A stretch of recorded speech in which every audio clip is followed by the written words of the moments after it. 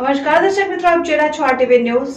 દર્શક મિત્રો, આરટીવી ન્યૂઝમાં આપ સૌનું હાર્દિક સ્વાગત છે. કાંકરેજ તાલુકાના રાજપુરા મુકામે શ્રી કૃષ્ણ ભગવાનને ઉજવણી કરવામાં આવી. રાજપુર પ્રાથમિક શાળામાં શિક્ષક તરીકે નોકરી કરતા ચૌધરી અલ્કેશભાઈ કરસનભાઈના પુત્ર ઝીલ ચૌધરીને પારણા નોમના દિવસે કેનેડા જવાનું હોવાથી એ દિવસની ખુશીમાં રાજપુર ગામની પરંપરા મુજબ કાનુડો વાળીને શાળામાં લાવ્યા અને કાન મહારાજના પગલા શાળામાં કરાવ્યા. શાળામાં કાન મહારાજના બેસણા કરાવીને પૂજન કરવામાં આવ્યું અને આરતી કરવામાં આવી. આ કાર્યક્રમમાં ગામની કુવારશીઓ, ગામની અન્ય બહેનો, ગામના આગેવાનો, યુવાનો, શાળાના બાળકો, શાળાનો સ્ટાફ હોંશે જોડાવ. ગામમાં તમામ લોકો કૃષ્ણ ભગવાનની ભક્તિમય બની ગયા અને શાળામાં તમામ લોકો માટે ભોજન પ્રસાદીનું આયોજન કરાયું. જમણવારમાં ગામના ઉત્સાહી યુવાન લોકોએ ખૂબ સારી સેવા બજાવી.